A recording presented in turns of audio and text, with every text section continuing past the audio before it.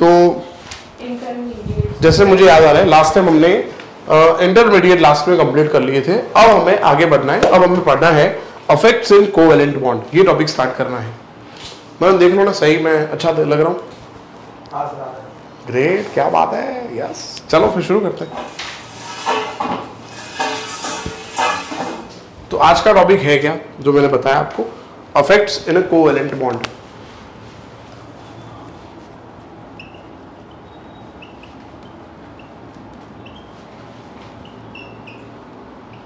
अब covalent bond दोस्तों कैसे बनता है? तो कोवेलेंट बॉन्ड बनता है शेयरिंग ऑफ इलेक्ट्रॉन्स, बराबर ना। तो ऑर्गेनिक केमिस्ट्री में जनरली कोवेलेंट बॉन्ड ही तो होता है।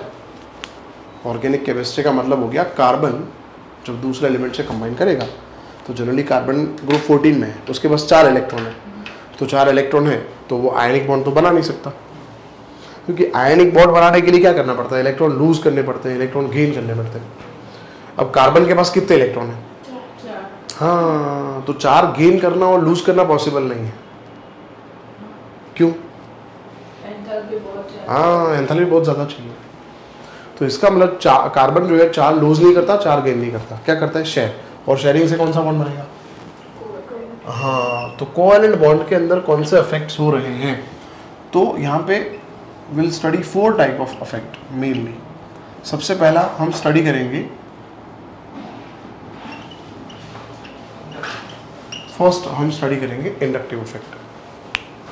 Yes, inductive effect. Second will study resonance, और रेजोनेंस का दूसरा नाम है मीजोमेरिक इफेक्ट।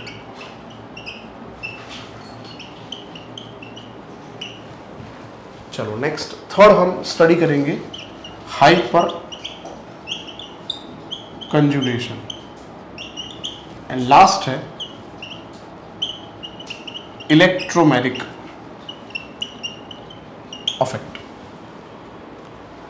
अफेक्ट्स इन कोवेलेंट बॉन्ड, कोवेलेंट बॉन्ड के अंदर कुछ ना कुछ गड़बड़ चल रही है, तो गड़बड़ को हम पढ़ेंगे, अफेक्ट पढ़ेंगे, कौन से अफेक्ट्स चल रहे हैं और कौन से कोवेलेंट बॉन्ड में कौन सा अफेक्ट है वो मैं डिटेल करूंगा, तब समझाऊंगा। तो सबसे पहले यहाँ पे आपने लिख दिया होगा इतना, इंडक्टिव अफेक्ट, फिर दूसरा रेजोनेंस, रेजोनेंस का दूसरा नाम क्या है? Mesomeric effect. उसके बाद नेक्स्ट क्या लिखा हमने? Hyper conjugation. और फिर क्या लिखा हमने? Electromeric effect. यस, ये तो अच्छा काम हो गया। अब यहाँ पे भी वाईफाई कनेक्ट कर देते हैं ना। 5G कहाँ गया?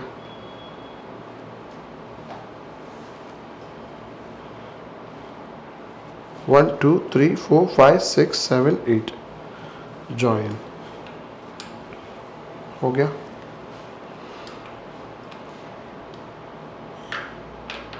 तुम्हारी एग्जाम हुई अभी तक कुछ? लेनी पड़ेगी ना एग्जाम। तो एग्जाम का शेड्यूल क्या होता है यहाँ पे वैसे जनरली? के बाद 5 बजे के बाद 5 से 6। अच्छा, तो आज है एग्जाम? नहीं। अच्छा, तो अभी तक एग्जाम कुछ हुई नहीं है आपकी? केमिस्ट्री की नहीं हुई। केमिस्ट्री की नहीं हुई है? मैथ्स की हो गई, फिजिक्स की कल थी। नहीं है। हाँ, किसी ने दी नहीं है। अच्छा, नहीं पता चल रहा था इसीलिए। अच्छा, बराबर। जस्ट अ मिनट है दोस्तों।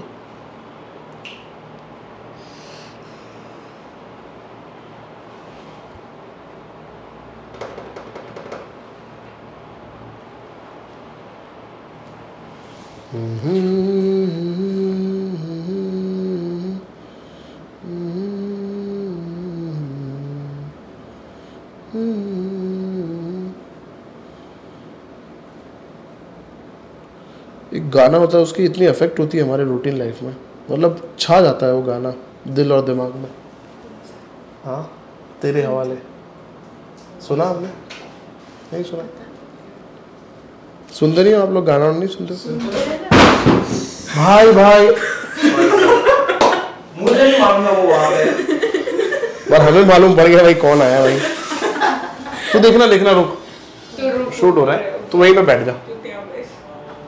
मतलब बाहर नहीं बोला, यहाँ बोला है। कहाँ था अभी तक तू? हाँ हाँ कहाँ था? वेकेशन पे थोड़ा एक्स्ट्रा, थोड़ा लंबा हो गया, जस्ट कल ही वापस आया।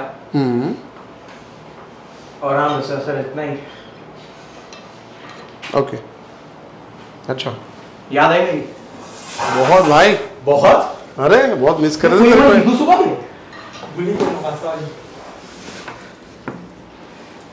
बोलो और कुछ करो तेरे लिए। नहीं सर, मेरे लिए सर, मैं आपके लिए कुछ करूँ? हैंड हेड अगर आपको रिकॉर्डिंग करना हो तो। क्या? ये वो रिकॉर्डिंग चल रहा है ना? चल ही रहा है। Oh yes. ये कहीं अपलोड तो नहीं होगा ना? होगा ना मेरे चैनल पे, इसलिए तो शूट कर रहा हूँ भाई। ओह यस चलो ठीक है, चलो शुरू करेंगे सर। सबसे पहला टाइटल लिखो, inductive effect. First title inductive effect. अब इंडक्टिव इफेक्ट क्या है? बहुत इजी, एग्जांपल लेते हैं। Will take example of normal butyl chloride CH3 CH2 CH2 CH2 Cl। इसका एग्जांपल लेते हैं। आज ये चारों चार खत्म हो जाएगा, मतलब इफेक्ट्स इन कोवेलेंट बॉन्ड आज हम कंप्लीट कर लेंगे। तो हमने एग्जांपल लिया इंडक्टिव इफेक्ट समझने के लिए, ये है नॉर्मल ब्यूटाइल और Cl का मतलब हो गया क्लोराइड, बराबर। चलो ठीक है। अब दोस्तों यहाँ पे कौन से बॉन्ड है, कितने बॉन्ड्स हैं इसके अंदर, स्ट्रक्चर के अंदर number of type of bond कितने हैं? तो 3 टाइप के बॉन्ड हैं। एक CC बॉन्ड है देखो, फिर CCl बॉन्ड है और फिर CH बॉन्ड है देखो, है ना, 3 बॉन्ड है। और तीनों में 2 बॉन्ड नॉन पोलर है। CC बॉन्ड है और नॉन पोलर है क्योंकि दोनों एटम सेम है। CH बॉन्ड भी नॉन पोलर हुआ, पर CCl बॉन्ड पोलर है। तो Cl के पास आपको पता होगा लोन पेयर ऑफ इलेक्ट्रॉन होता है। Cl कौन से ग्रुप से बिलोंग करता है? 17 में 7 इलेक्ट्रॉन होंगे, तो 6 इलेक्ट्रॉन लिखे और ये 7th इलेक्ट्रॉन, ये रहा, ठीक। तो Cl के पास लोन पेयर प्रेजेंट है, कार्बन के पास लोन पेयर होता नहीं है। कार्बन के पास कितने इलेक्ट्रॉन होते हैं वैसे? 4। चारों उसने खर्च कर दिए, देखो 2 H पे खर्च कर दिए, तीसरा इधर खर्च कर दिया, चौथा इधर खर्च कर दिया। तो कार्बन नेगेटिव नहीं है, क्लोरीन नेगेटिव है, तो यहां लिख दूं पार्शियल नेगेटिव चार्ज। और जो ज्यादा नेगेटिव होता है ना, आप पहले याद कर लो, जो एलिमेंट की नेगेटिविटी ज्यादा है ये कोवेलेंट इलेक्ट्रॉन उससे अट्रैक्टेड रहेंगे। अच्छा, तो इसका मतलब ये बॉन्ड पोलर है और इसीलिए हमने लिखा है यहाँ पे माइनस चार्ज। तो यहाँ क्या लिखेंगे? प्लस। हाँ, पर ये बॉन्ड कार्बन कार्बन के बीच में, तो इसमें तो ऐसा नहीं बोल सकते कि ये 2 इलेक्ट्रॉन यहां अट्रैक्टेड होंगे कि यहां अट्रैक्टेड होंगे। क्यों ऐसा? क्योंकि दोनों एटम हाँ नॉन पोलर है। यस, तो ये नॉन पोलर है, पर ये कैसा है? ये बॉन्ड पोलर है। तो ये बॉन्ड को देख के ये नॉन पोलर बॉन्ड भी पोलर बन जाएगा। अच्छा, तो ये कार्बन को भी ये Cl का अट्रैक्शन होगा। हाँ, ये अट्रैक्शन हुआ। अच्छा, तो धीरे धीरे इसमें भी देखो, ये पहले बॉन्ड था नॉन पोलर, बट पोलर को देख के लट्टू हो गया, ये भी बन गया पोलर। तो polarity induced in a non polar bond due to पड़ोसी polar bond, adjacent polar bond is known as, हाँ यस, नॉन पोलर बॉन्ड के अंदर पोलर बॉन्ड को देख के जो पोलैरिटी इंड्यूस हुई, जनरेट हुई, इसको बोलते हैं इंडक्टिव इफेक्ट। तो ये कार्बन जो है ना, इसको भी अट्रैक्शन होगा, और ये कार्बन जो है इसको भी अट्रैक्शन होगा, पर अट्रैक्शन धीरे धीरे कम होता जाएगा और 4 कार्बन के बाद ये 0 हो जाएगा। तो 4 कार्बन तक इंडक्टिव इफेक्ट होगा। ठीक है, ठीक है। तो क्या लिखेंगे यहां पे definition? Polarity induced in a non polar bond due to adjacent polar bond is called inductive effect। इसको inductive effect बोलेंगे। बोलो क्लियर, ऑल क्लियर, समझ आ गया? अब अच्छे से आप देखो इंडक्टिव इफेक्ट को, तो हम ऐसा बोल सकते हैं कि इंडक्टिव इफेक्ट में क्या हो रहा है, एक ग्रुप जो है, एक ग्रुप मतलब Cl, ये सब इलेक्ट्रॉन खींच रहा है, तो Cl क्या हुआ? Electron withdrawing group. और ये कार्बन क्या हुए? Electron donating group. हाँ, तो इंडक्टिव इफेक्ट को दो तरीके से पढ़ेंगे, एक तो affect of electron withdrawing group और दूसरा affect of electron donating group. फिर यहां पे ये भी पढ़ना जरूरी है कि इंडक्टिव इफेक्ट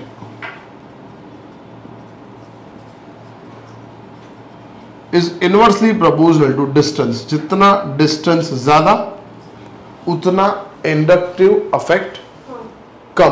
तो जो पास में होगा ना C1 होगा उसको सबसे ज्यादा इंडक्टिव इफेक्ट लगेगा, फिर C2 C3 C4 जाएंगे तो इंडक्टिव इफेक्ट कम होता जाएगा। मनन सब सही जा रहा है, देख लो। ग्रेट, चलो फिर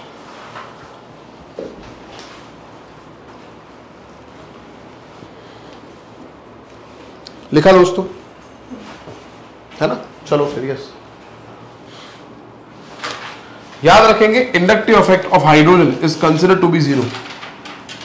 हाइड्रोजन का इंडक्टिव इफेक्ट बाबा जी का ठुल्लू होता है। हाइड्रोजन के रेफरेंस से बाकी सब ग्रुप का इंडक्टिव इफेक्ट हम निकालते हैं। तो हाइड्रोजन को रेफरेंस लेते हैं तो हाइड्रोजन का इंडक्टिव इफेक्ट कितना है? 0 है, याद रखना। और यहां पे याद रखेंगे this is partial displacement of electron. Inductive effect क्या है? Partial displacement of electrons. समझो मेरी बात, पार्शियल का मतलब समझे आप, ये बॉन्ड हमने ब्रेक नहीं कर दिया है, ये तो हमने इमेजिन किया है कि हाँ इसका चार्ज माइनस इसका, तो ये पार्शियल डिस्प्लेसमेंट हुआ। अगर ये बॉन्ड ब्रेक कर देते तो उसको बोलते हैं रिजल्टेंट चार्ज। कौन सा चार्ज? मतलब मैं आगे यहां लिख देता हूं, ये जो डेल्टा है ना, डेल्टा, ये जो हम डेल्टा लिख रहे हैं, डेल्टा, डेल्टा का मतलब होता है पार्शियल चार्ज। और अगर बॉन्ड ब्रेक हो गया होता तो खाली माइनस लिखते, डेल्टा नहीं लिखते हम, तो खाली माइनस लिखा हो तो रिजल्टेंट चार्ज है। तो ये पार्शियल डिस्प्लेसमेंट ऑफ इलेक्ट्रॉन है। यहाँ पे इंडक्टिव इफेक्ट में पार्शियल डिस्प्लेसमेंट होता है, कंप्लीट डिस्प्लेसमेंट नहीं होता। मतलब दोनों इलेक्ट्रॉन यहाँ चले नहीं गए हैं, ये ऐसा नहीं लिखा मैंने यहाँ शिफ्ट हो गए, नहीं, बॉन्ड ब्रेक नहीं कर दिया, हम तो खाली इमेजिन कर रहे हैं ऐसा कुछ होगा। Is that clear? अच्छा, फिर मैंने क्या बताया? मैंने ये बताया कि इंडक्टिव इफेक्ट को पढ़ेंगे कि ये पूरा ग्रुप क्या कर रहा है, तो इलेक्ट्रॉन डोनेट कर रहा है, तो इलेक्ट्रॉन डोनेटिंग ग्रुप, और ये क्या है? Electron withdrawing group. तो दोनों इलेक्ट्रॉन कौन खींच रहा होगा? तो विड्रॉइंग ग्रुप दोनों इलेक्ट्रॉन खींच रहा होगा। So affect of electron donating group, electron donating group के अफेक्ट को बोलते हैं पॉजिटिव इंडक्टिव अफेक्ट। याद रखना। मनन ये दिख रहा है वीडियो में? देखो तो ये मैं जो लिख रहा हूं। हाँ, ग्रेट, चलो ठीक। इलेक्ट्रॉन डोनेटिंग ग्रुप के अफेक्ट को क्या बोलेंगे? प्लस आई। तो प्लस आई के एग्जाम्पल याद करने हैं हमें। और इलेक्ट्रॉन विड्रॉइंग ग्रुप के अफेक्ट को बोलेंगे माइनस आई, नेगेटिव इंडक्टिव अफेक्ट। अगर आपको लास्ट लेक्चर याद हो तो हमने कार्बोकेटाइन का स्टेबिलिटी लिखा था is proportional two electron donating group, है ना? तो इसका मतलब इसके जो एग्जाम्पल होंगे वो कार्बोकेटाइन का स्टेबिलिटी बढ़ाएंगे। हाँ, तो हमें प्लस आई, कौन कौन से ग्रुप का प्लस आई वो याद होना चाहिए। और इनवर्सली प्रोपोर्शनल टू माइनस आई था, तो माइनस आई होगा तो उसका स्टेबिलिटी कम हो जाएगा। तो ये बहुत इंपॉर्टेंट है। चलो तो अब लिखते हैं माइनस आई ग्रुप के एग्जाम्पल।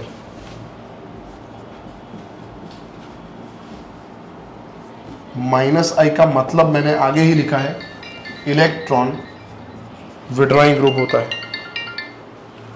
माइनस आई का मतलब, मनन वीडियो चालू है, देख लो, फोन आया था।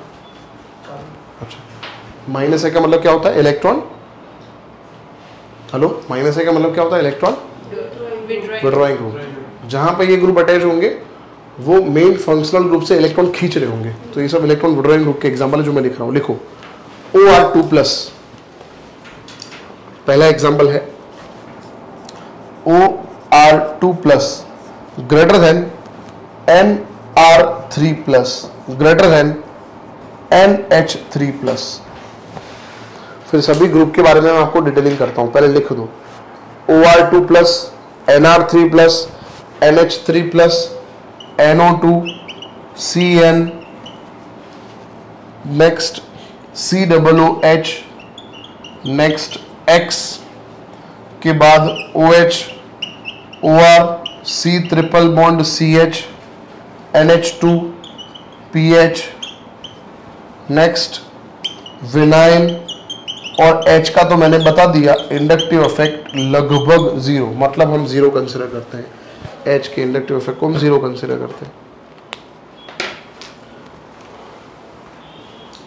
OR2+ मतलब ये ईथर है, ईथर में क्या हुआ, ईथर के अंदर कोई एक्स्ट्रा ग्रुप अटैच हो गया होगा, तब तो जाके ऑक्सीजन का चार्ज हो गया प्लस, ठीक है। तो ये समझ लो आप प्रोटोनेटेड ईथर है। ये है 4 डिग्री अमाइन, अमोनियम आयन, ये तो आप जानते हो नाइट्रो है, ये साइनाइड, एसिड, X मतलब हैलाइड, FClBrI, इसके अंदर भी ऑर्डर याद रखना, FClBrI, फिर OH, फिर OR, फिर सब्स्टिट्यूटेड अल्काइन, फिर NH2, क्या बेटा फट गई आंखें? नहीं। अच्छा, pH मतलब फिनाइल, फिर विनाइल और फिर H। तो ये जो ग्रुप होंगे ये क्या करेंगे, तो बता देता हूं, ये कार्बोकेटायन का स्टेबिलिटी इंक्रीज करेंगे, सॉरी अगेन रुको, माइनस आई है, ये कार्बोकेटायन का स्टेबिलिटी डिक्रीज करेंगे, कार्बो एनायन का स्टेबिलिटी इंक्रीज करेंगे, एसिडिक कैरेक्टर इंक्रीज करेंगे, बेसिक कैरेक्टर डिक्रीज करेंगे, फ्री रेडिकल का स्टेबिलिटी डिक्रीज करेंगे। मैं अभी सब लिख रहा हूँ, चिंता छोड़ो आप। मैंने 5 चीज बोली, 5 चीजें हम एप्लीकेशन में लिख रहे हैं। आपको क्या करना है, आपका जॉब ये है टू रिमेंबर दिस। इससे JEE नीट में एक क्वेश्चन बनेगा, है ना, और खास करके इतना तो याद होना ही चाहिए जो मैं टिक कर रहा हूं।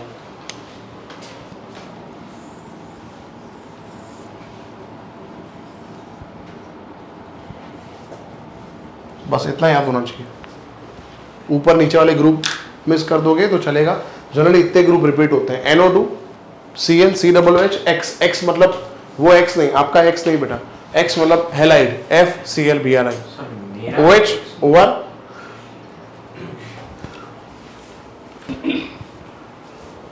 वापस ब्लैक ब्लैक, हाँ तू जब आता है तो ब्लैक ही पहन के आता है भाई। ब्लैक नहीं, कलर बेस नहीं है, मैं तो येलो मरून सब कुछ पहन के आता हूँ। अच्छा, मेरा जस्ट इन जनरल स्टाइल है हुडीज या फिर जैकेट्स पहन। धीरे धीरे आराम से, हाँ आराम से, सांस लेते लेते बोल, ऐसे क्यों हाँ बोल रहा है? सांस लेते लेते ही बोल रहा हूँ। तू बोलता है ऐसा लगता है तेरे शादी के लिए इंटरव्यू ले रहा है कोई, ऐसे बोलता है। शादी के लिए इंटरव्यू सर, पहले स्टेप 1 तो कंप्लीट होना चाहिए ना। नहीं वो तो मैं तो समझता ही हूँ, पर जिस तरह तू बोल रहा है उस हिसाब से बोल रहा हूँ। नहीं लेकिन मैंने अभी तक हाँ जी नहीं बोला ना, तो अच्छा तेरे पे डिपेंड नहीं करता, सामने वाले पे डिपेंड करता है बेटा। वो भी है। फोटो याद होता काहे तुम लिख तो रहे हो ये सब चीजें, नहीं लिख रहे हो? लिख लिया। हाँ, और YouTube पे शूट भी हो रहा है ये। क्या हुआ?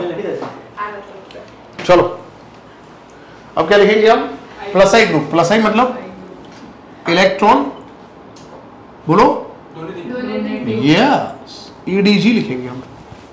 लिखो इसके example, NH minus O minus, NH minus O minus, COO minus, tertiary alkyl, then secondary alkyl, then primary alkyl, then CT3, then CD3, then CH3, then T D H। H तो लिखना है वैसे तो I इसका H का 0 होता है। तो ये सारी चीजें हैं, ये हमें दोस्तों याद होना चाहिए, धीरे धीरे याद हो जाएगा, कोई जल्दी नहीं है, पर इतना करोगे तो एक क्वेश्चन आपका बन जाएगा JEE नीट का। तो ये बोर्ड पे जो लिखा है ना, इंडक्टिव इफेक्ट के बारे में इतना नॉलेज आपके पास होना चाहिए। और यहाँ पे और 5 चीजें लिख रहा हूँ एप्लीकेशन में, तो इंडक्टिव इफेक्ट खत्म। हाँ, टी मतलब ट्रीटियम, हाइड्रोजन का आइसोटोप जो होता है, 1H1 मतलब प्रोटियम, 1H2 मतलब ड्यूटेरियम, 1H3 मतलब ट्रीटियम। तो ट्रीटियम है ये ड्यूटेरियम है, ये हाइड्रोजन है। Tritium, deuterium, hydrogen, yes. और इसमें कितना याद होना चाहिए, तो कंपलसरी इतना याद कर लेना, ये tertiary alkyl, secondary alkyl, primary alkyl, इतना याद होना चाहिए इसके अंदर कंपलसरी। और उसमें ये जो मैंने यहाँ पे हाईलाइट किया है उतना, NO2 CN COOH FClBrI, OH NH2 इतना याद होना चाहिए, और इसमें ये 321। अब हम देखते हैं इसके एप्लीकेशन। सब सही जा रहा है? That's great. चलो नाउ अब हम पढ़ रहे हैं, क्या पढ़ रहे हैं? एप्लीकेशन। मतलब इंडक्टिव इफेक्ट तो पढ़ा, पर कहाँ यूज होगा? तो application of plus I effect, sorry I effect, plus I नहीं, application of inductive effect. Plus I और माइनस आई का एप्लीकेशन क्या है? तो सबसे पहला एप्लीकेशन, जैसे मैंने आपको बताया, स्टेबिलिटी ऑफ कार्बोकैटायन और फ्री रेडिकल। अब सुनो, कार्बोकैटायन के कार्बन के पास कितने इलेक्ट्रॉन होते हैं? कार्बोकैटायन के कार्बन पे प्लस चार्ज होता है और 3 बॉन्ड है, तो कितने इलेक्ट्रॉन हो गए? 6। उसको ऑपरेट कंप्लीट करने के लिए इलेक्ट्रॉन की जरूरत है, तो उसके पास डोनर होगा तो जल्दी ऐड हो जाएंगे। तो proposal two electron donating group, and electron donating group का मतलब होता है प्लस आई। तो प्लस आई वाले ये ग्रुप अगर अटैच होंगे तो स्टेबिलिटी इंक्रीज होगा, माइनस आई वाले ग्रुप होंगे तो स्टेबिलिटी डिक्रीज होगा। Is that clear? यस। तो पहला एप्लीकेशन है स्टेबिलिटी ऑफ कार्बोकैटायन डिसाइड करने के लिए आपको प्लस आई के एग्जांपल पता होने चाहिए। तो ये सब नमूने जो है, अगर पॉजिटिव चार्ज कार्बन या डॉट वाले कार्बन से अटैच होंगे तो उसका स्टेबिलिटी बढ़ेगा, और वो नमूने होंगे तो कम करेंगे। बहुत इजी।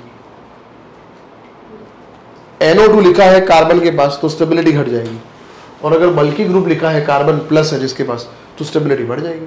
तो आपको याद होना चाहिए NO2 उधर आएगा और ये इधर आएगा। चलो फिर दूसरा है second, stability of carb anion. Stability of कार्बो anion और कार्ब एनायन, कार्बो एनायन लिख देते हैं, कार्बो एनायन। कार्बो एनायन में कार्बन के पास कितने इलेक्ट्रॉन होते हैं? 8 इलेक्ट्रॉन होते हैं। तो 8 तो है ही, तो उसको इलेक्ट्रॉन की जरूरत ही नहीं है, तो फिर यहां पे विड्रॉइंग ग्रुप होना चाहिए। मतलब तीसरा एप्लीकेशन है दोस्तों एसिडिक स्ट्रेंथ।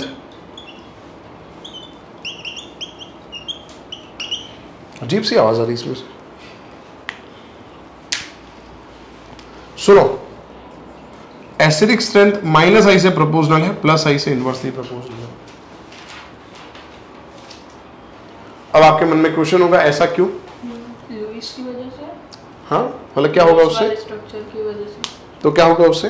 सर लुईस ने बोला था ना कि जो कार्बन विड्रॉइंग ग्रुप है, जो इलेक्ट्रॉन्स लेते हैं वो एसिड होते हैं, तो उसकी वजह से। बहुत बढ़िया, परफेक्ट। माइनस है मतलब विड्रॉइंग ग्रुप, जितना इलेक्ट्रॉन विड्रॉ करेगा मतलब उसका एसिडिक स्ट्रेंथ ज्यादा है, और प्लस आई मतलब उसके पास इलेक्ट्रॉन ज्यादा है, ज्यादा डोनेट करेगा ना, डोनेट तो बेसिक स्ट्रेंथ ज्यादा होगी, हाँ, तो एसिडिक स्ट्रेंथ कम हो जाएगी।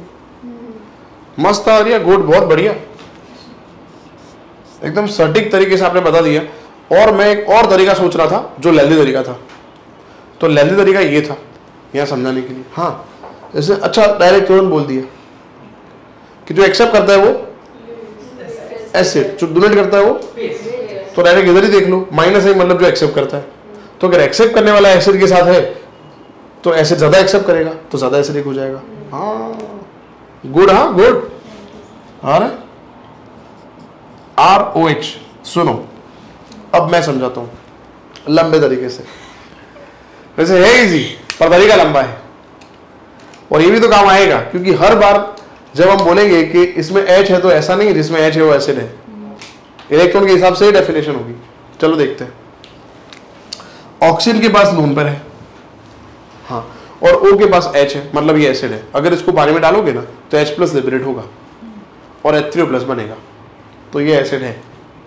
फिर से एक बार बोलता हूँ, कान खोल के सुनो, इसमें OH है, हाँ, तो ऐसा नहीं समझना ये बेस है। खाली OH है तो ऐसा नहीं है वो बेस है। लोन पर है इसका मतलब भी नहीं है ओनली लोन पर है तो बेस है, क्योंकि जनरली हम समझते हैं लोन पर है तो डोनेट करेगा, डोनेट करेगा मतलब बेस।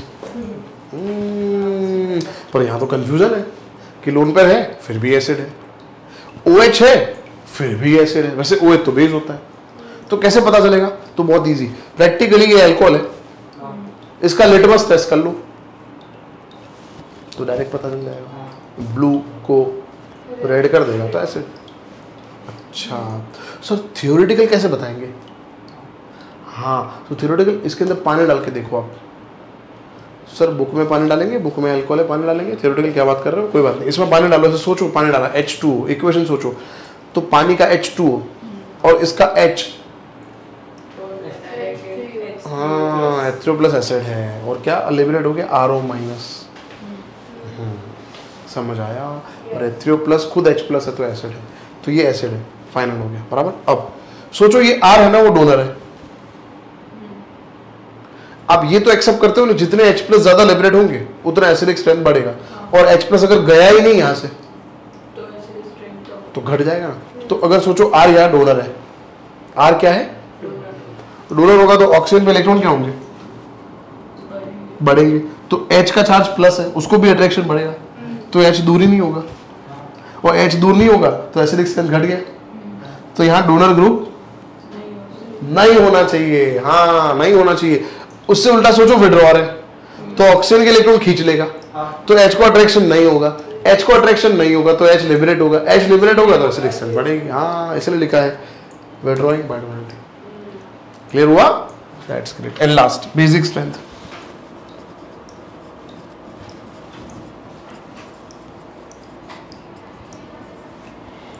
अब इससे उल्टा ही होगा, पहले मैडम ने जो बताया उस हिसाब से बताते हैं। उन्होंने बताया कि प्लस आई मतलब डोनर है, तो बेस के पास इलेक्ट्रॉन तो होंगे ही, वो डोनेट तो कर ही रहा होगा, और प्लस आई इलेक्ट्रॉन ऊपर से बढ़ा रहा है तो ज्यादा डोनेट करेगा, जितना डोनेशन ज्यादा उतना बेसिक स्ट्रेंथ। और माइनस आई मतलब विड्रॉल, तो इसके पास इलेक्ट्रॉन है और कोई विड्रॉ कर लेगा तो बेचारा डोनेट नहीं कर पाएगा, अच्छा तो बेसिक स्ट्रेंथ डन। अच्छा अब एग्जांपल देखो, जैसे हमारे पास है RNH2, R2NH एंड R3N। सुनो, सब में नाइट्रोजन के ऊपर 2 टीके लगाए हमने, मतलब लोन पेयर है, तो सब नाइट्रोजन क्या करेंगे? इलेक्ट्रॉन डोनेट करेंगे, तो सब बेस है, पर इसके पास एक R है। R क्या करता है? डोनेट करता है। सुनो, R मतलब अल्काइल, R मतलब ये सब, ये R है, ये R है, ये भी R है। तो सुनो, एक R है तो एक ही ग्रुप डोनेट कर रहा है, इसमें 2 R डोनेट कर रहे हैं, इसमें 3 R, तो सबसे ज्यादा डोनेशन इसमें हो रहा है, तो सबसे ज्यादा इलेक्ट्रॉन इस केस में होंगे, तो सबसे ज्यादा डोनेशन भी इसी केस में होगा, जितना डोनेशन ज्यादा, इसीलिए इसका प्लस आई है, प्लस आई की वजह से बेसिक स्ट्रेंथ बढ़ता है। एग्जैक्टली। तो टर्शियरी अमाइन का स्ट्रेंथ सबसे ज्यादा है, बेसिक स्ट्रेंथ, फिर सेकेंडरी, फिर प्राइमरी। कॉपी मार दो इतना, ये पूरा मैंने इंडक्टिव इफेक्ट बोर्ड पे लिख दिया है, इतना काफी इलेक्टिव इफेक्ट बस, और इसमें से जेडबल नीट पे क्वेश्चन बनेगा, पर टोटली आप आंसर सही करोगे गलत वो डिपेंड करता है आपको कितने एग्जाम्पल इसके याद है। अब मैं सबके एग्जाम्पल लेता हूँ, एक एक दो जो लास्ट ईयर्स में पूछे गए, और फिर हम शुरू करेंगे। सेकेंड इफेक्ट था जिसका नाम था रेजोनेंस और मीजोमेरिक इफेक्ट।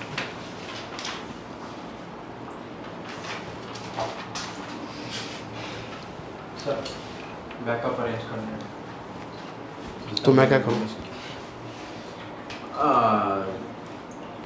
इंफॉर्मेशन याद रखो सर, इतना ही। कौन सी इन्फॉर्मेशन? ये बैकअप के मेरे को अरेंज करना है, अच्छा यू नो नोट कर लो, नोट सब मैंने शूट किया है, भेज दूंगा तेरे को, बराबर बराबर ना? भेजने की जरूरत भी नहीं है, मैं सब्सक्राइब टू इसलिए। हाँ है, पर तेरे को दिखेगा, अभी तो मैं रिजल्ट के बारे में वीडियो डाल रहा हूँ आजकल, तो कल रिजल्ट आया ना? हाँ कल 12th का रिजल्ट बहुत खराब आया, पता है? हाँ मेरी बहन है ना 12th में, फेल हुई, पास हुई? पास हुई, ओह लाइक बेयरली, वो मार्क्स ग्रेसिंग के साथ। कितने मार्क का मिला ग्रेसिंग? मैंने सब डिटेल में चेक नहीं किया है, लेकिन इसलिए कल फोन बहुत सारे आ रहे थे और चलो पास हो गए उतना ही।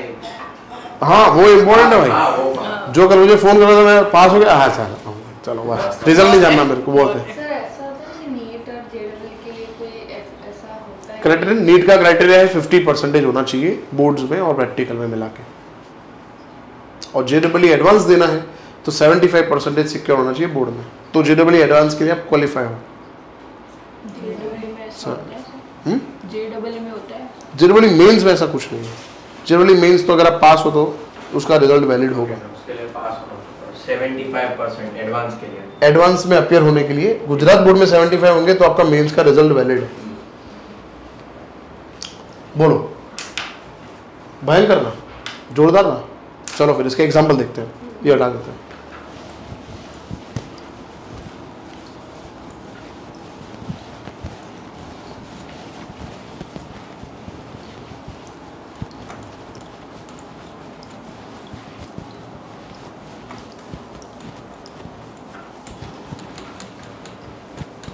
चलो एक एग्जांपल मैं करवाता हूँ, दूसरा एग्जांपल आपके लिए देता हूँ, फिर मैं रब करता हूँ ऊपर।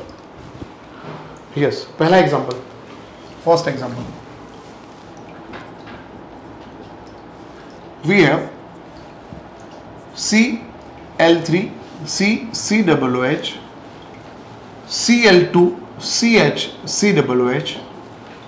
And Cl CH2 COOH। और ये तीनों स्ट्रक्चर में 1, 2 एंड 3 हमें डिसाइड करना है व्हाट इज एसिडिक स्ट्रेंथ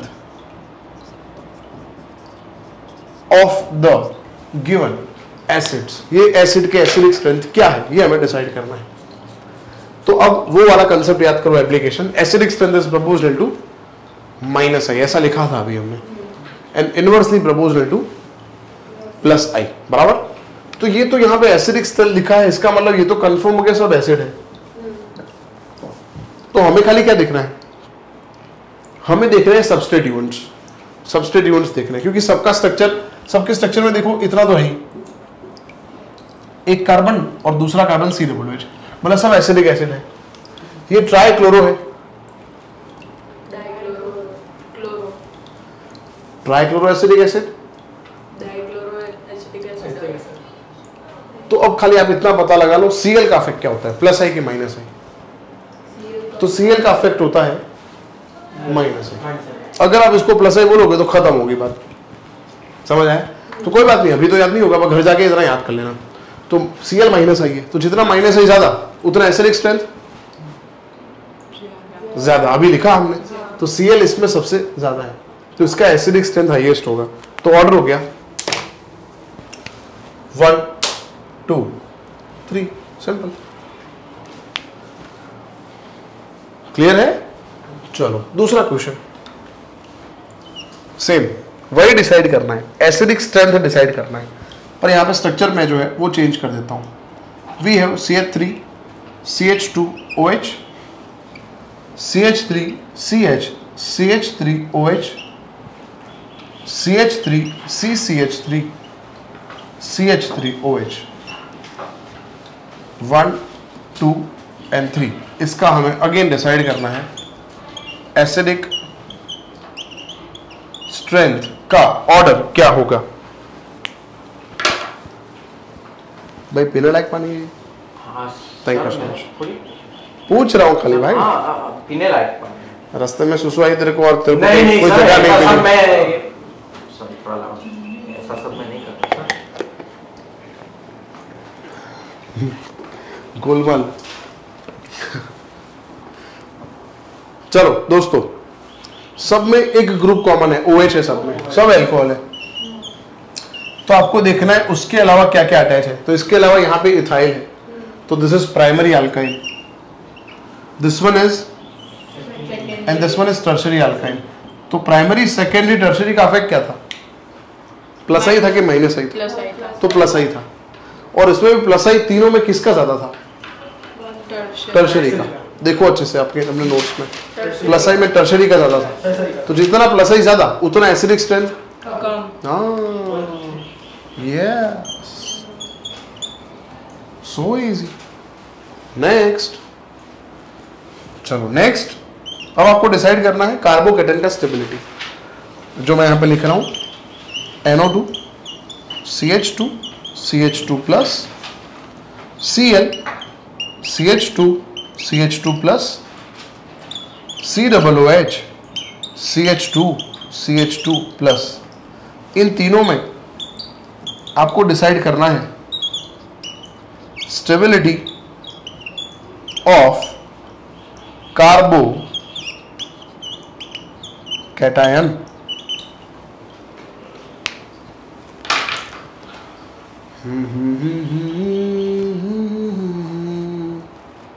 गाना सुनने का मन कर रहा है, गाना बजाऊंगा ना तो स्ट्राइक आ जाएगी।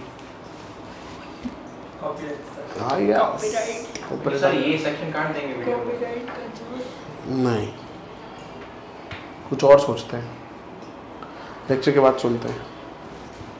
ईयरफोन सर आपको नहीं चलेगा, चलो बोलो। हाँ सुनो, फर्स्ट सबसे ज्यादा फर्स्ट, अच्छा थर्ड अच्छा, आराम से। अभी तो आपके पास वो प्लस आई माइनस आई लिखा हुआ है, वो देख के भी कर सकते हो। स्टेबिलिटी ऑफ कार्बो कहते हैं। कार्बो कहता है। नहीं मैंने उनको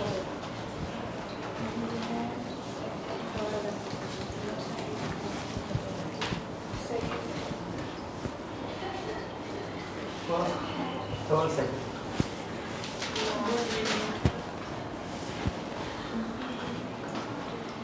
कार्बो कहता है इसको।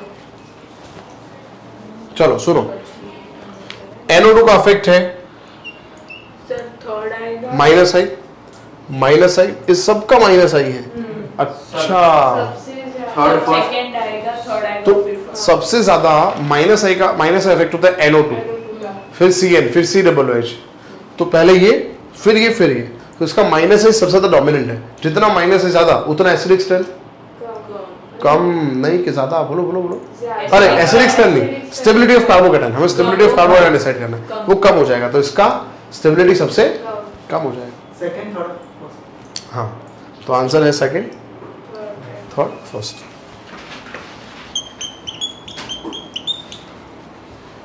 क्योंकि NO2 जो है उसका माइनस आई का ऑर्डर जो है वो ये है, NO2 फिर COOH और फिर Cl। तो जिसका माइनस आई सबसे कम उसका स्टेबिलिटी सबसे ज्यादा, तो इसीलिए पहले 2 आया, फिर 3 आया, फिर 1 आया। क्लियर है? चलो फिर नेक्स्ट। तो हमने एसिडिक स्ट्रेंथ देखा, हमने देखा स्टेबिलिटी ऑफ कार्बोकेटायन, अब देखते हैं स्टेबिलिटी ऑफ कार्बोएनायन। तो इसके लिए हम लिखेंगे यहाँ पे CH3 CH2 minus CH2 minus CH2 NO2। Next हम लिखेंगे CH2 माइनस CH2 Cl। हाँ बेटो, क्या फाइंड करें? Stability of carbon carb anion.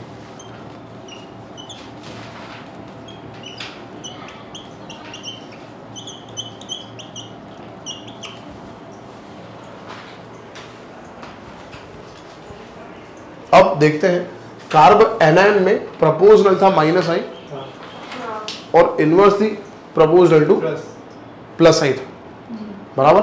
देख लो अच्छे से, कार्ब एनायन में प्रपोजनल था माइनस आई, बराबर। अब इसका अफेक्ट है, CH3 का अफेक्ट है प्लस आई, इसका अफेक्ट है माइनस आई, और इसका अफेक्ट भी माइनस आई है। Second third and first is the right answer, क्योंकि जितना माइनस है ज्यादा उतना स्टेबिलिटी ज्यादा, इसलिए। चलो नेक्स्ट। अब आपको डिसाइड करना है एसिडिक स्ट्रेंथ। ऑप्शंस आपके सामने ये रहे, मीथेन, अमोनिया, नेक्स्ट पानी और HF। एसिडिक स्ट्रेंथ या बेसिक स्ट्रेंथ? Acidic strength. अब इसका हमें डिसाइड करना है एसिडिक स्ट्रेंथ।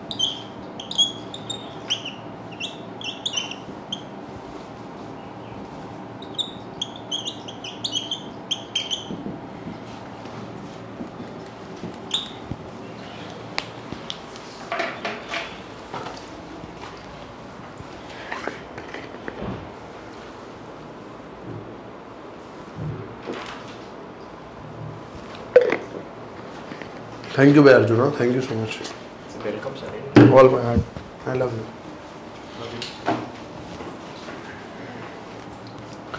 चलो अब इधर मुझे समझाना पड़ेगा आपको, क्योंकि नई बात है ये। तो इसमें एसिडिक स्ट्रेंथ डिसाइड करनी है। अब इसमें तो सब्स्टिट्यूट देख नहीं सकते, क्यों पता है? क्योंकि ये स्ट्रक्चर सब अलग है।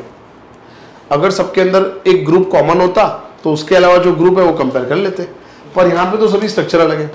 तो दोस्तों हम क्या करेंगे पता है, एसिड का स्ट्रेंथ है ना वो प्रोपोर्शनल होता है स्टेबिलिटी ऑफ कॉन्जुगेट बेस से। Acidic strength is proportional to what? Stability of conjugate base.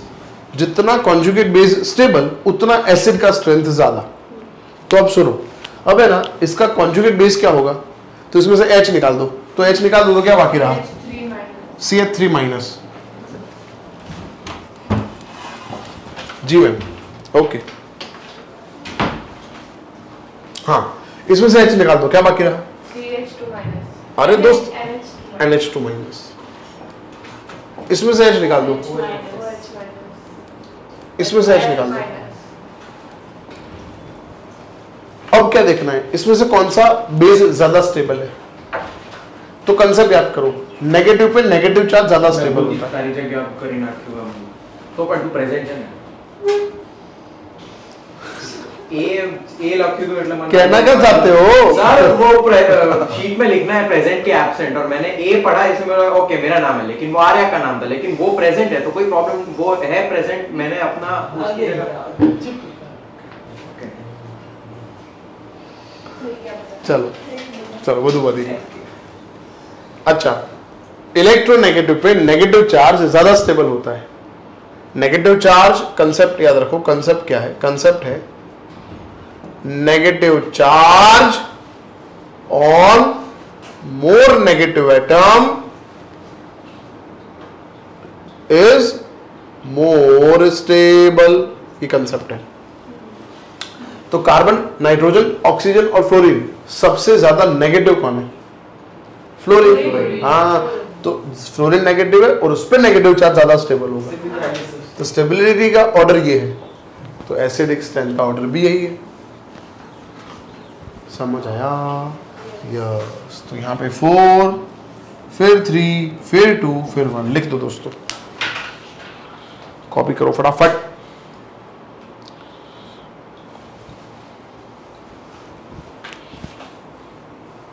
Next example है एसिडिक स्ट्रेंथ का CH3SH एंड CH3OH। ये एग्जांपल है, इसमें एसिडिक स्ट्रेंथ डिसाइड करना है।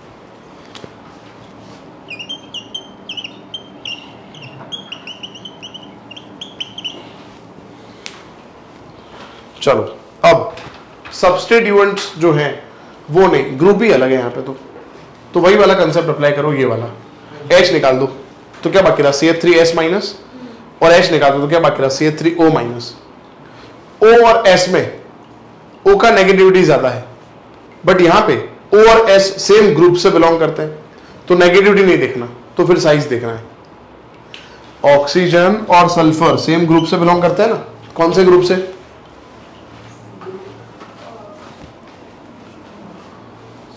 हाँ, भूल गए? ग्रुप 16 में कौन कौन है? ओल्ड स्टाइल से टिपो, सब किया था हमने। तो ऊपर से नीचे साइज इंक्रीज होता है, तो एस का साइज ज्यादा है। तो अगर बड़ा साइज है जिसका, उस पर नेगेटिव चार्ज ज्यादा स्टेबल होगा। छोटे साइज है, छोटा साइज का एटम है, उस पर नेगेटिव चार्ज कम स्टेबल होता है, तो इसकी स्टेबिलिटी ज्यादा है, तो इसकी एसिडिक स्ट्रेंथ ज्यादा है। तो CH3SH का एसिडिक स्ट्रेंथ ज्यादा है देन दैट ऑफ CH3OH। अब लास्ट, फिर हम नया कंसेप्ट स्टार्ट करेंगे। लास्ट है दोस्तों बेसिक स्ट्रेंथ। इसका एग्जांपल लेते हैं।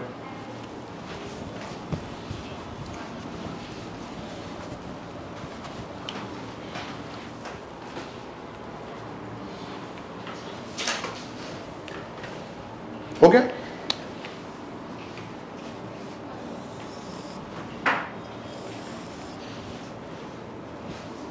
लास्ट एग्जांपल लेते हैं बेसिक स्ट्रेंथ का।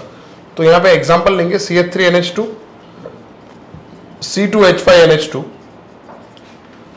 C3H7NH2 and C4H9NH2।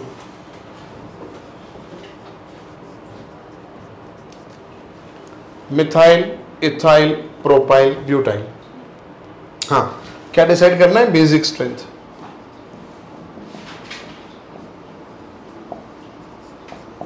और बेसिक स्ट्रेंथ प्रोपोर्शनल थी प्लस आई से। सब में देखो फंक्शनल ग्रुप सेम है, तो फिर सब्स्टिट्यूट देखना पड़ेगा। तो मिथाइल का अफेक्ट प्लस आई, इसका भी प्लस आई प्लस आई प्लस आई। जितने कार्बन बढ़ेंगे उतना प्लस आई बढ़ेगा, जितना प्लस आई बढ़ेगा उतना बेसिक स्ट्रेंथ। हाँ तो ये रहा 4 पहले आएगा।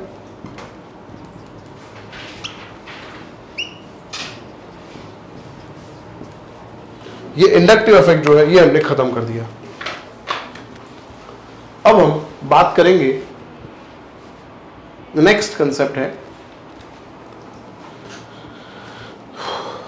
Resonance. But before proceeding to resonance पहले हम हाइपर कंजुगेशन देखते हैं, फिर रेजोनेंस देखते हैं, क्योंकि यूट्यूब पे ऑलरेडी रेजोनेंस मैंने अपलोड कर दिया है। तो पहले हाइपर कंजुगेशन देखते हैं, फिर इलेक्ट्रोमैग्नेटिक इफेक्ट देखते हैं, फिर वीडियो बंद करते हैं, फिर रेजोनेंस स्टार्ट करते हैं, क्योंकि रेजोनेंस ऑलरेडी अपलोड हो गया है। चलो तो अब नेक्स्ट है हाइपर कंजुगेशन। नेक्स्ट आपका 11 जोरदार स्ट्रांग हो जाएगा, इतना अगर आप पढ़ोगे तो।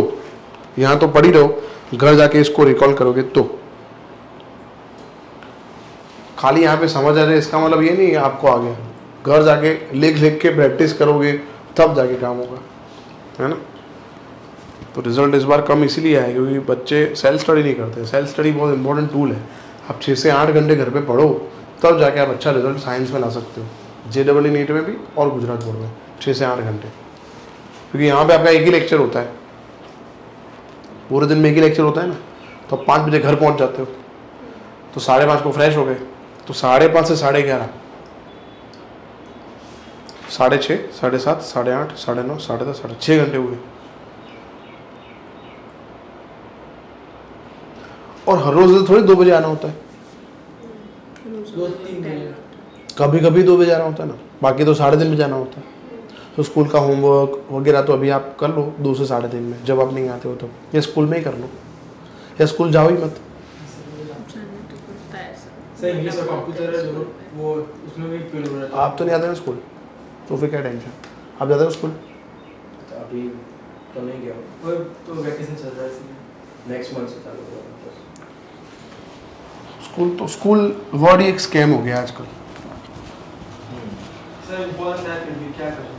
कुछ नहीं करा था स्कूल में टाइम पास नहीं होता नहीं सर उसको पढ़ाते हैं। और आते हैं अच्छा हैं।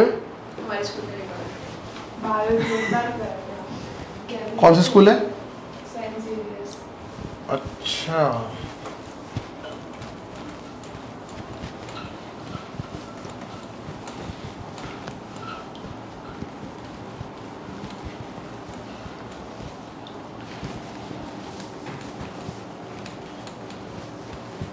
चलो नेक्स्ट आइडिया लिखा आपने, हाइपर कंजुगेशन। हाइपर कंजुगेशन क्या है? हाइपर कंजुगेशन मतलब पहला हमने पढ़ा इंडक्टिव इफेक्ट। इंडक्टिव इफेक्ट में क्या पढ़ा हमने ये पढ़ा कि कोई भी ऑर्गेनिक स्ट्रक्चर में एक स्ट्रक्चर के अंदर एक एटम होता है जो विड्रॉ करता है और बाकी जो एटम होते हैं वो डोनेट करते हैं। तो एक बॉन्ड जो होता है पोलर होता है, तो बाकी नॉन पोलर बॉन्ड भी पोलर बॉन्ड को देख के अपने अंदर पोलरिटी जनरेट करेंगे, उसको बोलते हैं इंडक्टिव इफेक्ट। डोनेट करता है वो प्लस आई, विड्रॉ करता है वो, और उसके हिसाब से stability of carbocation, कार्बो anion, acidic strength, basic strength decide होता है। तो अब हम कर रहे हैं हाइपर कंजुगेशन। हाइपर कंजुगेशन क्या है? हाइपर कंजुगेशन का मतलब complete transfer of CH sigma electron two adjacent positive charge और फ्री रेडिकल और अ पाई बॉन्ड। कुछ समझ नहीं आया होगा, कोई बात नहीं, जल्दी फटाफट बोलूंगा तो कैसे समझ आएगा, या फिर एक ही बार बोलेंगे तो कैसे समझ आएगा। पहले तो टाइटल लिखो आप।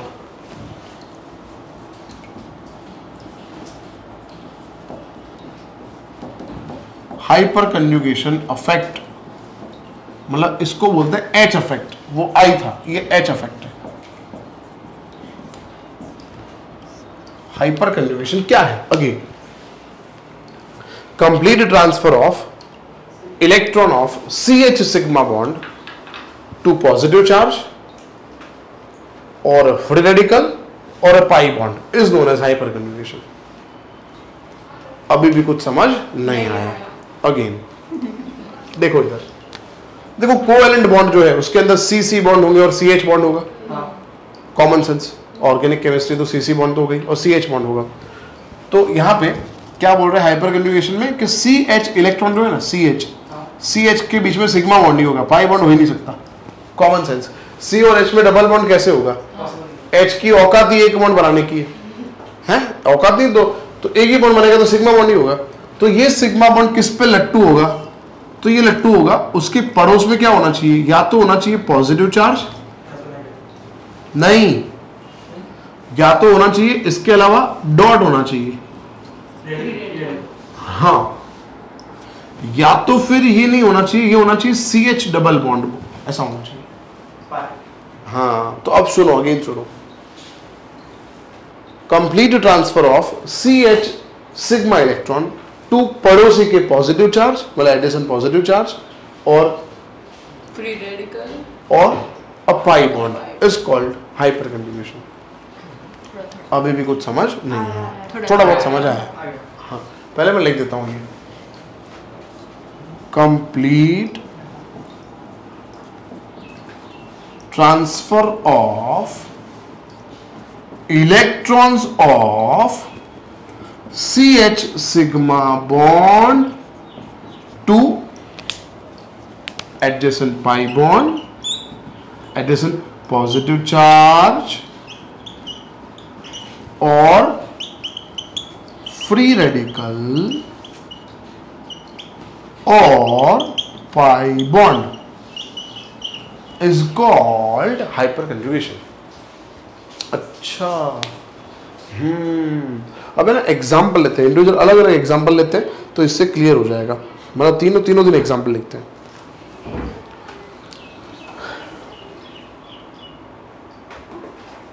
ठीक है, अब एक एक करके एग्जाम्पल लेंगे, कंडीशन लिखेंगे।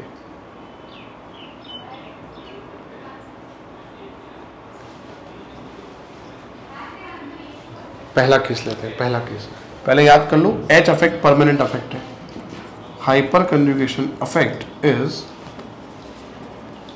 परमानेंट अफेक्ट, ये याद करना जरूरी है। हाइपर कंजुगेशन अफेक्ट जो है वो एक परमानेंट अफेक्ट है। अब पहला केस चर्चा करते हैं, चलो। Case 1, if there is CH sigma bond and a positive charge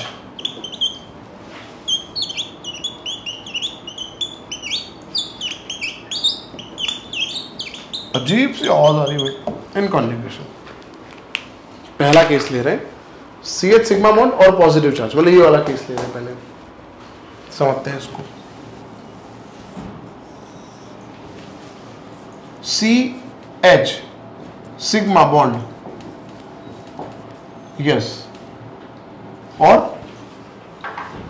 positive charge. Positive charge मतलब डायरेक्ट ऐसा कार्बन जो है उससे कनेक्टेड है ये जिसमें प्लस चार्ज है, तो इसमें हाइपर कंजुगेशन होगा। कार्बन पे प्लस है मतलब इसको क्या बोलते हैं अपने? कार्बोकैटायन। तो हाइपर कंजुगेशन कार्बोकैटायन में होता है, ऐसे याद करो। हाइपर कंजुगेशन कार्बोकैटायन में होता है, ऐसे याद करो। कार्बोकैटायन में होता है, फ्री रेडिकल में होता है और अल्किन में होता है, पाई बॉन्ड में। कार्बो एनायन में नहीं होता, क्योंकि कार्बो एनायन में कार्बन का चार्ज माइनस होता है और उसके बाद 8 इलेक्ट्रॉन होते हैं, तो उसका ऑक्टेट तो कंप्लीट है, तो क्यों होगा फिर? यस, चलो फिर तो अगेन अब डेफिनेशन फिर से बोलेंगे। Complete transfer of CH sigma electron, ये CH बॉन्ड के इलेक्ट्रॉन ये कंप्लीट यहाँ ट्रांसफर हो जाएंगे। किस पे ट्रांसफर होंगे? कार्बन पे जो पॉजिटिव चार्ज है उस पर ट्रांसफर होंगे। क्यों ट्रांसफर होंगे? क्योंकि कार्बन जिसमें प्लस है उसके पास कितने इलेक्ट्रॉन होते हैं? हाँ, तो भिखारी है, उसको इलेक्ट्रॉन की जरूरत है, इसलिए शिफ्ट हो रहे हैं। अच्छा, अभी समझ आया? तो क्या होगा, सुनो, ये H अपने इलेक्ट्रॉन इसको डोनेट कर रहा है, तो H ने अपना इलेक्ट्रॉन लूज कर दिया, तो H का चार्ज प्लस हो गया। ये कार्बन के पास कितने H बाकी रहे? ये सिंगल बॉन्ड तो है ही, और ये 2 इलेक्ट्रॉन यहां आ गए। अच्छा, तो अब ये कार्बन के पास 8 इलेक्ट्रॉन हो गए। समझ आया? इसको बोलते हैं हाइपर कंजुगेशन। तो ये H भी निकल सकता है, तो ये नहीं निकलेगा, और ये भी निकल सकता है। तो याद रखेंगे, जिस कार्बन पे प्लस है उस कार्बन का पड़ोसी कार्बन अल्फा है, और उसके H अल्फा H है, जितने अल्फा H ज्यादा उतना हाइपर कंजुगेशन ज्यादा, उतना स्टेबिलिटी ज्यादा, उतना एसिडिक स्ट्रेंथ ज्यादा, उतना हाइपर कॉन्जुगेशन या फिर हाइड्रोजिनेशन एंथैल्पी कम। और इसका क्वेश्चन नीट जेडब्ल्यू में आता है इस कंसेप्ट से कि आपको कार्बोकैटायन दिए होंगे, वो कार्बोकैटायन में आपको क्या फाइंड करना है, अल्फा H।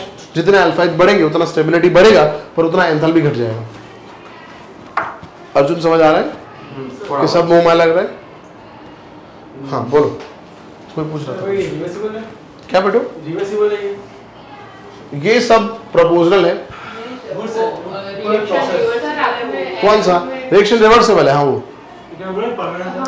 हाँ समझ नहीं रहे हो, ये अंदर अंदर होता रहेगा। परमानेंट का मतलब ऐसा थोड़ी है कि ये बन जाएगा फिर ये तो स्टेबल हो गया, ये ठीक है, पर ये वापस इसमें कन्वर्ट हो सकता है क्योंकि इसके पास क्या है, पाई इलेक्ट्रॉन है, तो इसके पास नेगेटिव चार्ज है। हाँ ये नेगेटिव चार्ज है और ये पॉजिटिव चार्ज है, तो वापस ये इसके कनेक्ट होकर वापस ही बन सकता है। परमानेंट मतलब ये जो हो रहा है वो परमानेंटली होगा, ऐसे समझना है। ठीक, यस। चलो फिर, तो ये पहला केस डिस्कस किया। दूसरा केस अब हम डिस्कस करेंगे, सेकंड केस। सेकंड केस क्या है? तो if there is a CH sigma bond and free radical in conjugation. अभी हमने पॉजिटिव चार्ज लिखा था। If there is CH sigma bond and free radical in conjugation.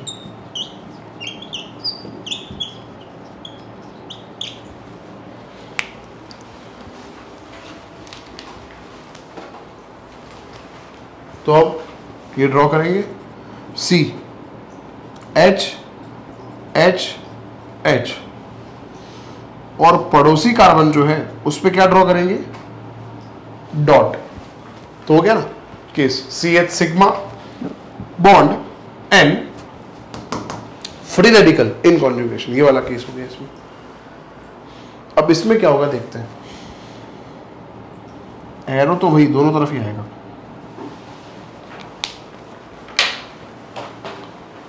अब जिस कार्बन पे डॉट है उसके पास टोटल कितने इलेक्ट्रॉन है दोस्तों?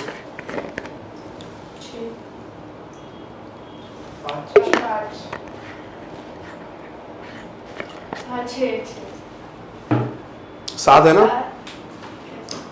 दो दो चार दो छः तो सात, दो H है ना, तो 4 और 6 और एक साथ में। इसका 7 इलेक्ट्रॉन है, तो उसको कितने इलेक्ट्रॉन की जरूरत है? एक। हाँ, तो अभी हमें ना ये दोनों इलेक्ट्रॉन यहां शिफ्ट नहीं कर सकते। हाँ, एक कोई शिफ्ट तो ऐसे ड्रॉ करेंगे, एक इलेक्ट्रॉन यहाँ आएगा ऐसे और एक इधर का यहाँ आएगा। कितने हुए? 2 हो गए ना, तो बॉन्ड बन गया, 8 हो गए। और ये इलेक्ट्रॉन ये H लेके भाग गया, तो H पे क्या आया? डॉट। नहीं कुछ नहीं आएगा ना, समझ नहीं रहे हो? हाँ फ्री रेडिकल है वो। ये C के पास 2H बाकी रहे, ये सिग्मा बॉन्ड सिंगल बॉन्ड था और ये डॉट और ये डॉट, तो बॉन्ड बन गया। अच्छा ओके, तो ये H भी जा सकता है, ये H भी जा सकता है। और यहाँ पे भी सेम थ्योरी, जितने अल्फा H ज्यादा उतना हाइपर कंजुगेशन ज्यादा, उतना स्टेबिलिटी ज्यादा, उतना एसिडिक स्ट्रेंथ ज्यादा, उतना हाइड्रोजनेशन एंथैल्पी कम। ओके, थर्ड केस क्या लिखेंगे?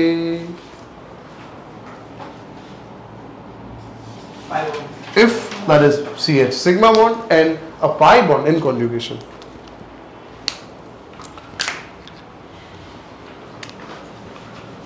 If there is CH sigma bond and a pi bond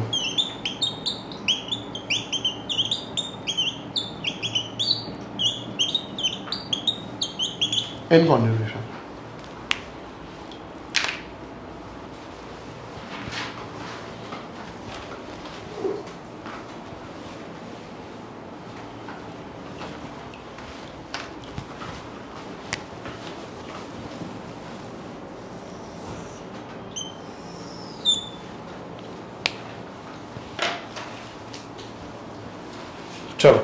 है ना। अब वही ड्रॉ करेंगे सेम, खाली यहाँ डबल बॉन्ड ड्रॉ कर देते हैं। तो सर ड्रॉ करेंगे CH सिग्मा बॉन्ड, और नेक्स्ट कार्बन जो है वो पाई बॉन्ड में इन्वॉल्व होगा।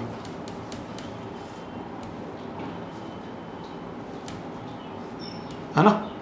हाँ, तो ये सिग्मा इलेक्ट्रॉन जो है, सिग्मा बॉन्ड जो है, उसके 2 इलेक्ट्रॉन यहां पे शिफ्ट हो जाएंगे। पर अब क्या होगा, देखो सुनो, अब अगर ये 2 इलेक्ट्रॉन यहां पे शिफ्ट हो तो ये कार्बन के 5 बॉन्ड बन जाएंगे। फिर तो ये कार्बन के 4 बॉन्ड बने, 2, 3 और 4 बने, और यह आए तो 5 नहीं हो जाएंगे। तो जैसे 2 इलेक्ट्रॉन यहां आएंगे ना, ये 2 इलेक्ट्रॉन नेक्स्ट कार्बन पे शिफ्ट हो जाएंगे। हाँ, तो देखो ये C के पास 2H बाकी रहे, ये H ने अपना इलेक्ट्रॉन दे दिया तो H प्लस अलग हो गया, ये 2 इलेक्ट्रॉन यहां आ गए CH, और ये 2 इलेक्ट्रॉन कहां गए, तो सिंगल बॉन्ड हो गया CH2 माइनस। अच्छा ओके, हाँ। और इसमें भी same theory, doubly bonded carbon है, उसका पड़ोसी कार्बन क्या होगा, जितने अल्फा कार्बन बढ़ेंगे अल्फा H बढ़ेंगे, अल्फा H बढ़ेंगे, स्टेबिलिटी बढ़ेगा, स्टेबिलिटी बढ़ेगा, एसिडिक स्ट्रेंथ इंक्रीज होगा, और हाइड्रोजनेशन एंथैल्पी कम हो जाएगा। हाँ, और इसके भी एप्लीकेशन वही 4 है। क्या, stability of carbocation, stability of acidic strength. पता है हमने वहां प्लस आई माइनस आई लिखा था, तो जहां प्लस आई लिखा है ना, वहां समझ जाना प्लस H है, समझ आया, और माइनस आई लिखा है वहां समझना माइनस H है। चलो फिर, तो अब यहां पे कुछ एग्जांपल देखते हैं, और वो वाली बात याद रखना एक पॉइंट कि hyperconjugation carbanion show नहीं करता। Carbanion will not show hyperconjugation because the carbon which contains negative charge, उसके पास कितने इलेक्ट्रॉन है, हाँ, तो फिर उसमें हाइपर कन्जुगेशन नहीं होता, याद रखना। चलो आगे बढ़े अब हम, चलो फिर लिखते हैं एग्जाम्पल, लिखते हैं कुछ। पहला एग्जाम्पल में लिखेंगे स्टेबिलिटी ऑफ फ्री रेडिकल।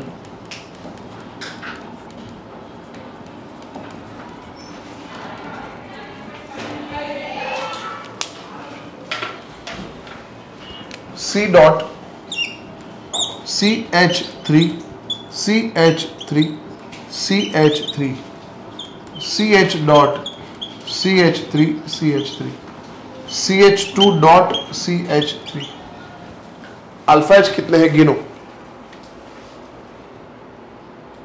9 पहले में कितने हैं, 9 है, इसमें 6, इसमें, तो इसकी स्टेबिलिटी सबसे ज्यादा, फिर 6 फिर 3। क्लियर। चलो सेकंड एग्जांपल लिखते रहना।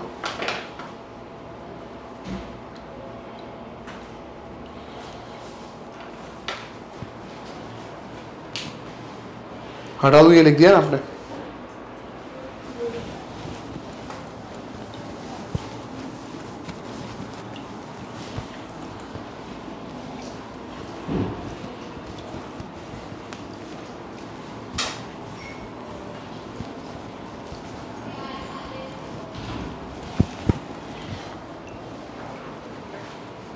दूसरा एग्जांपल, अगेन वही फ्री रेडिकल के अंदर ही लिख रहा हूं मैं एग्जांपल।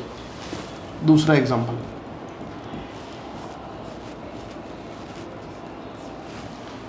आपको खाली अल्फा H गिनने हैं, जितने अल्फा H ज्यादा उतना स्टेबिलिटी ज्यादा।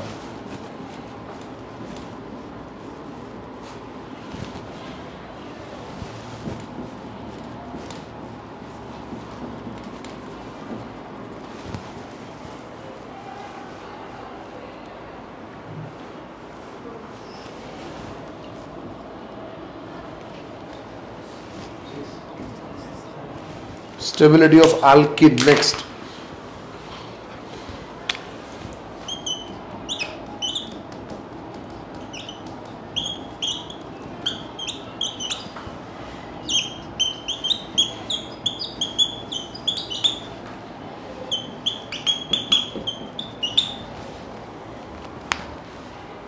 चलो इसमें कितने अल्फा है, कितने 7, सही है। देखो जिस कार्बन पे डॉट है उसका पड़ोसी कार्बन अल्फा, उसके साथ हाँ कहाँ गया रेड पेन? भाई भाई माय गॉड। सर नीचे। ओके चलो दोस्तों, ये जिस कार्बन पे डॉट है उसका पड़ोसी ये अल्फा और ये अल्फा, 3 2 5 और 2 7, 7 अल्फा एच है। जिस पे डॉट है उसका पड़ोसी ये अल्फा 2 और 2 4 अल्फा एच है। इसका पड़ोसी अल्फा ये खुद है, इसका पड़ोसी ये अल्फा, एक ही अल्फा एच है। तो इसका स्टेबिलिटी सबसे ज्यादा 7, फिर 4, फिर 1। क्लियर हुआ? चलो नेक्स्ट।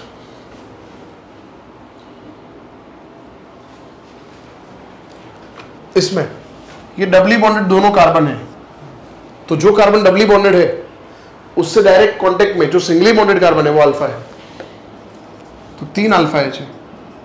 और दोनों कार्बन डबली बॉन्डेड है, इसके कांटेक्ट में कोई ऐसा कार्बन नहीं है जो सिंगली बॉन्डेड हो, तो 0 अल्फा एच। तो पहले का स्टेबिलिटी ज्यादा है। तो इसका मतलब ये हुआ सब्स्टिट्यूटेड अल्कीन्स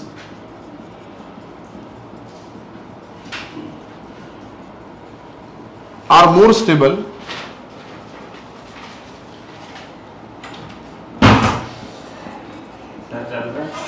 हाँ अभी 5-7 मिनट बाकी है ना, अभी 10 मिनट है। Okay, substituted alkenes are more stable than terminal alkenes। मतलब अगर कोई अल्कीन में डबल बॉन्ड बीच में है तो उसका स्टेबिलिटी ज्यादा है देन दैट ऑफ अल्कीन जिसके अंदर डबल बॉन्ड एंड पे है, क्योंकि उसके अंदर अल्फा एच कम होंगे इसलिए। और ये एक एग्जांपल दूसरा मैं लिख रहा हूँ, बहुत इंपॉर्टेंट, वो भी आप देख लो। CH3CCH3 double bond CCH3CH3, CH3CCH3 double bond CCH3H, CH3CCH3 double bond CHH, CH3C double bond C H और CH3 अपोजिट साइड है, फिर same side CH3CH double bond CCH3 और H, ये सेम साइड। फिर हम लिखते हैं CH3CH डबल बॉन्ड CHH और फिर लास्ट में लिखते हैं CH2CH2।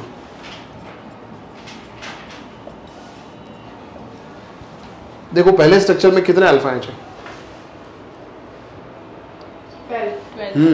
ये डबली बॉन्डेड दोनों कार्बन ये सब अल्फा हुए तो 12 अल्फा एच है। इसमें 9। ये तो अल्फा कार्बन थोड़ी है, अल्फा कार्बन होगा तो वो एच अल्फा एच होगा ना। इसमें तो इसका स्टेबिलिटी ज्यादा हुआ। इसमें कितने हैं? 6। इसमें कितने हैं?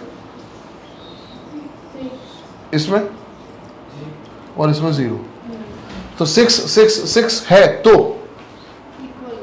नहीं, रुको, ये कार्बन के पास एच है, इसके पास एच है, इसके पास एच है, इसके पास एच है, इसके पास एच है, इसके पास एच है, नहीं है, इसके पास एच नहीं है। देखो तो ये कार्बन कैसा हुआ? तो उसका स्टेबिलिटी, जिस डबली बॉन्डेड कार्बन के पास एच ना हो तो उसका स्टेबिलिटी ज्यादा होता है, तो इसीलिए ज्यादा स्टेबल। अब इन दोनों में देखो ये ट्रांस है और ये, तो ट्रांस ज्यादा स्टेबल होगा, फिर 3 और फिर 0। क्लियर? अब अगर इसमें ही पूछा होता, ये स्टेबिलिटी का ऑर्डर लिखा है, अगर हाइड्रोजनेशन एंथैल्पी पूछा होता तो इसे उल्टा कर देंगे अपने।